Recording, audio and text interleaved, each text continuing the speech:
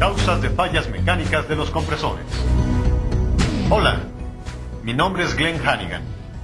Esta serie trata con las causas más comunes de fallas mecánicas en los compresores. Cuando se profundiza en este asunto, resalta un hecho muy importante. Los récords en la industria nos muestran claramente que los compresores de reemplazo fallan en un rango muchas veces más grande que los sistemas de compresores nuevos. Esto demuestra claramente el hecho de que existe un problema con el sistema en sí. El problema por el que se origina una falla en el compresor original probablemente va a originar que el reemplazo falle también.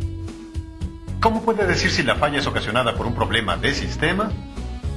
La respuesta está en el interior del compresor que ha fallado. Se debe abrir el compresor e inspeccionarlo para buscar varios indicios que le muestran el verdadero problema. Muchas fallas terminan con un motor quemado, desviando a los técnicos a pensar que el problema de raíz fue eléctrico. Pero no es así en todos los casos. La inspección interna va a mostrar que el problema comúnmente empieza en algún otro sitio y se va agravando hasta que causa la falla del motor. La culpa recae sobre el motor. El problema real persiste. Existen 5 causas de falla mecánica de un compresor: retorno de refrigerante líquido, arranques inundados, atascamiento, sobrecalentamiento y pérdida de aceite. Vamos a ver qué es retorno de refrigerante líquido. Vamos a revisar qué es, qué lo origina y qué podemos hacer para prevenir el problema. Veamos. El retorno de refrigerante líquido. El retorno de refrigerante líquido, comúnmente llamado como inundación únicamente, se ocasiona cuando durante el periodo de operación el refrigerante líquido fluye al interior del compresor a través de la línea de succión. Dependiendo de la construcción del compresor, este líquido refrigerante diluye el aceite en las paredes del cilindro o en el cárter y ocasiona desgaste, atascamiento o rotura en las partes en movimiento. En los compresores como este, enfriados por aire, el líquido puede fácilmente moverse al interior de los cilindros. El vapor succionado entra a través de la válvula de servicio de succión en el cuerpo del compresor en el extremo del cilindro. Pueden ser separadas pequeñas cantidades de refrigerante por una reducción en la velocidad en el pasaje vertical. Entra en el cárter a través de los barrenos de drenado de aceite y diluir el aceite en el cárter y en los cilindros. Pero la mayoría del líquido va a ser arrastrado por la velocidad del vapor a través de las lengüetas de succión al interior de los cilindros. Este líquido va a lavar el aceite de los pistones y de las paredes del cilindro durante la carrera de succión. Aún en caso de que la temperatura de compresión vaporice el líquido en la carrera de compresión, se va a presentar desgaste o escoriaciones de los pistones y las paredes del cilindro. Grandes cantidades de líquido que no pueden ser vaporizados o introducidos a través de la lengüeta originan la condición conocida como atascamiento. En un compresor enfriado con refrigerante, los vapores succionados entran en el extremo del motor del compresor, enfriando el motor mientras pasan hacia las válvulas de succión. Pequeñas cantidades de líquido refrigerante arrastrados de regreso al compresor por el vapor son evaporados por el calor del motor, originando un poco de daño. Durante la condición de retorno está presente mucho líquido refrigerante para ser evaporado y este se separa dentro de la carcasa del motor, fluyendo al cárter a través de una válvula de retención en donde se disolverá el aceite. La bomba de aceite va a bombear este aceite rico en refrigerante a las bielas y las chumaceras del cigüeñal. El calor de la fricción va a evaporar el refrigerante del aceite y no va a haber suficiente volumen de aceite para alcanzar las bielas y las chumaceras más retiradas de la bomba de aceite. Un patrón de desgaste, sobrecalentamiento, atascamiento y rotura de los componentes del tren en movimiento que empieza en la chumacera más cercana a la bomba de aceite y se empeora más hacia las superficies de las chumaceras más retiradas de la bomba de aceite. Con un desgaste excesivo en el extremo del motor y en la chumacera central, el extremo de la flecha puede caerse lo suficiente para originar un arrastre del rotor y dar como resultado un motor a corto o a tierra. Si en un compresor que ha fallado no es examinado en sus desgastes, la verdadera causa del motor quemado no se podrá conocer. El retorno generalmente se presenta cuando se pierde el control del líquido refrigerante que está alimentando al evaporador. Puede ser originado por cosas tales como 1. Cargas bajas del evaporador. 2. Sobrecarga de refrigerante en un sistema de tubos capilares. 3. Funcionamiento incorrecto o ajuste inadecuado de la válvula de expansión. La primera causa, baja carga en el evaporador, puede ser resultado de un sobredimensionado del equipo para la carga real de refrigeración. También puede estar originado cuando el evaporador no puede absorber el calor adecuadamente. La baja transferencia de calor frecuentemente se ocasiona externamente por una serie de problemas tales como exceso de suciedad o escarcha y hielo. El producto debe estar localizado para maximizar la circulación de aire y estar seguro de la localización adecuada a los ductos de alimentación y retorno que previenen la recirculación de aire, mantener limpios los filtros de aire, mantener abiertas las rejillas, serpentines y ductos de aire, verificar que las aspas del ventilador no tengan suciedad en exceso y asegurar la operación adecuada del motor. El aceite acumulado en el evaporador también nos lleva a una mala transferencia de calor. Una instalación adecuada donde se prevea el mantenimiento con una disposición de controles y un sistema de descongelamiento adecuados va a solucionar todos estos problemas. Si usted sabe que el evaporador está cargado correctamente, el siguiente punto a verificar es la operación correcta del dispositivo de control de líquido. Asegúrese que el sistema está cargado correctamente en los sistemas de tubos capilares. En las válvulas de expansión verifique 3 cosas. 1. Ajustes correctos de sobrecalentamiento. 2. Selección del tamaño adecuado. 3. Aplicación correcta. En primer lugar, debe ser verificado el sobrecalentamiento en la salida del evaporador, no únicamente en condiciones de carga total, sino que es más importante en condiciones de carga ligera.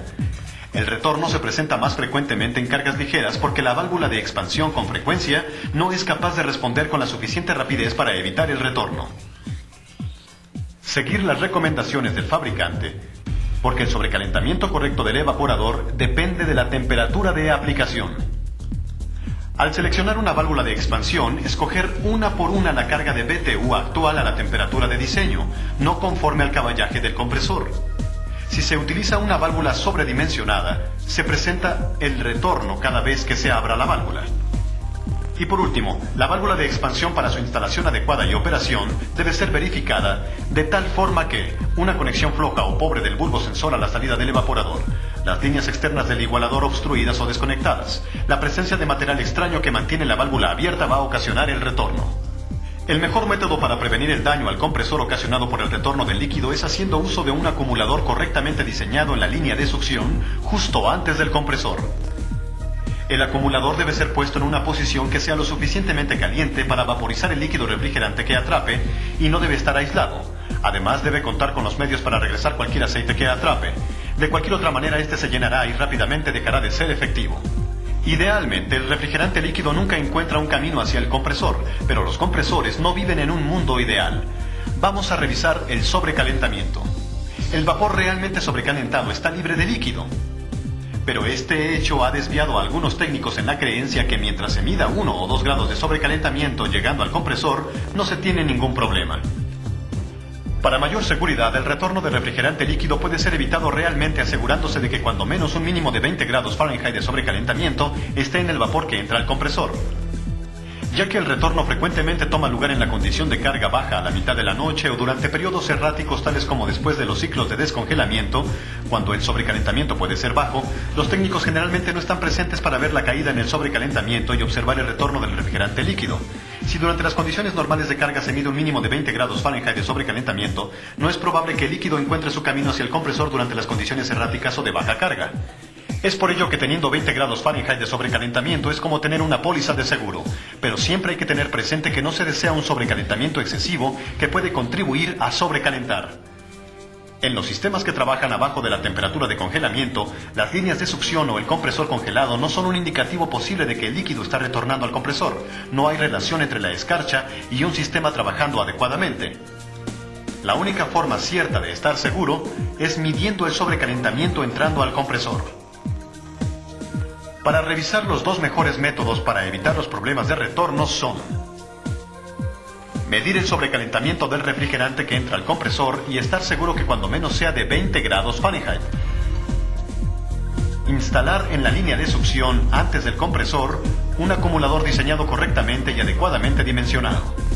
Siguiendo estos principios no experimentará ningún problema de retorno de refrigerante líquido.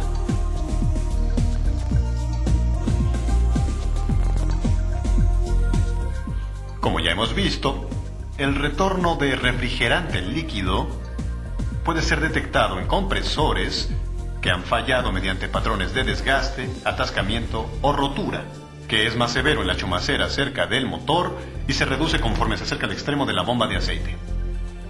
El retorno puede ser ocasionado por baja carga en el evaporador, sobrecarga en el sistema con tubos capilares, operación incorrecta o ajuste incorrecto de las válvulas de expansión, o cambios súbitos en las cargas. Se puede evitar el retorno acatando unos cuantos lineamientos. El primero y más sencillo es medir el sobrecalentamiento como entra al compresor y estar seguro que durante la operación normal sea cuando menos de 20 grados Fahrenheit. En segundo lugar, se puede instalar en la línea de succión un acumulador dimensionado adecuadamente, justo antes del compresor. Asegurarse que tiene los medios de regresar el aceite y que no está aislado. Recuerde, reemplazar un compresor que ha fallado en un sistema con un problema no le hará ganar nada más que otro compresor que falle. Estudiar el sistema completo en lugar de observar los componentes individuales. Un diagnóstico incorrecto y las correcciones no correctas van a originar una nueva serie de problemas. El análisis y las reparaciones correctas van a hacer un mundo de diferencia. A nombre mío y de todo el personal de la Corporación Copeland le agradezco su compañía. Para mayor información, consulte los otros programas de la serie.